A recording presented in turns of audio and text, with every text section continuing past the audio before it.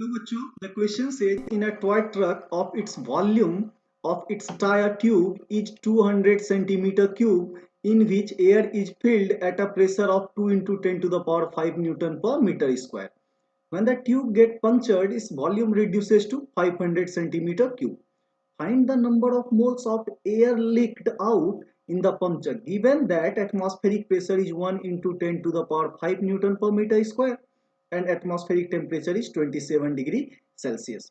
देखो बच्चों यहाँ पे दिया क्या गया कि अगर अनपंचर्ड टायर की अगर हम बात करें तो वॉल्यूम जो आपको V1 है वो कितना है 200,000 सेंटीमीटर क्यूब, राइट. तो इसको हम क्या लिख सकते हैं 2 लीटर, क्या लिख सकते हैं 2 लीटर, राइट. और जो प्रेशर P1 है, राइट, तो इसकी अगर हम बात करें तो ये कितना दिया हुआ है 2 into 10 to the power 5 newton per metre square, right. तो इसे आप अगर एटीएम में कन्वर्ट करना चाहते हो तो अप्रोक्सीमेट ये वैल्यू कितना हो जाएगा, तो आपका 2 एटीएम के पास आ जाएगा. ये कितना हो जाएगा अप्रोक्सीमेट 2 एटीएम, राइट. सिमिलरली अगर हम टेम्परेचर T1 की बात करें तो ये आपको दिया हुआ है 27 डिग्री सेल्सियस, या इसे आप क्या लिख सकते हो 300 कैल्विन, क्या लिख सकते हैं 300 कैल्विन, राइट. तो अब यहाँ पे देखिए अगर आपको नंबर ऑफ मोल्स निकालने हो कि नंबर ऑफ मोल्स N1 कितना रहा होगा, तो इसको हम लोग क्या बोल सकते हैं P1 V1 bye R T1, क्या लिख सकते हैं P1 V1 bye R T1. तो देखिए P1 आपको कितना दिया हुआ है तो 2 एटीएम है, राइट. और V1 जो है ये कितना है 2 लीटर है, डिवाइडेड बाय क्या होगा R का वैल्यू एटीएम लीटर में रखेंगे तो ये क्या होता है 0.0821. और टेम्परेचर आपको कितना है तो टेम्परेचर आपको 300 है, राइट. ये किस में आ जाएगा तो आपका मोल आ जाएगा, राइट. तो इस वैल्यू को जब हम सॉल्व करेंगे तो ये वैल्यू आएगा 0.1624, right, mole.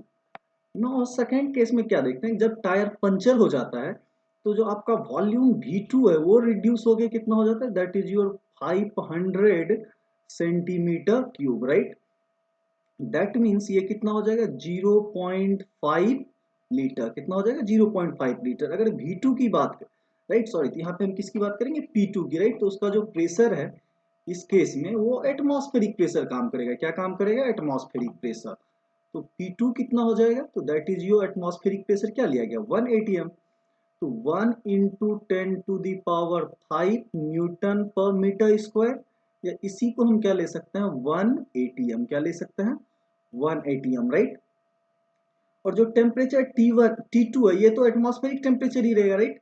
That is your 27 degree Celsius, और हम क्या लिख सकते हैं 300 केल्विन, राइट.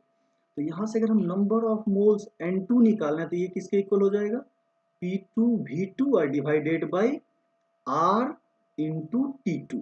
चलिए सारा वैल्यू हम लोग रख लेते हैं. तो P2 कितना दिया हुआ 1 एटीएम है, वॉल्यूम कितना है तो 0.5 है, और देखिए नीचे R का वैल्यू कितना होगा तो 0.0821 एटीएम लीटर पर मोल केल्विन, राइट. इनटू टेम्परेचर आपका क्या हो जाएगा 300, टेम्परेचर क्या हो जाएगा 300, और यूनिट ये क्या आएगा तो मोल में, राइट. तो इस वैल्यू को जब सॉल्व करेंगे तो ये वैल्यू क्लोज टू आ जाएगा 0. आपका 02, राइट, 0.0203, राइट. यहाँ तक सॉल्व करोगे, राइट. अब आपसे पूछा क्या गया है find the number of moles of air leak. तो हम क्या लिख सकते हैं कि मोल्स ऑफ एयर जो है वो क्या हो गया लीक. ये किसके इक्वल हो जाएगा तो आपको हो जाएगा N1 पहले था और बाद में कितना मोल्स बचा N2 बचा, राइट. N1 माइनस N2 तो 0.16. चलिए दो डिसिमल तक ही लिखते हैं, माइनस क्या हो जाएगा 0.02, राइट. तो इस वैल्यू को जब हम यहाँ पे सॉल्व करते हैं तो ये वैल्यू आ जाता है 0.14 मोल. तो हम क्या बोल सकते हैं कि 0.14 mole of air get licked, get licked. I hope you all guys understand it well. Thank you. Stay tuned.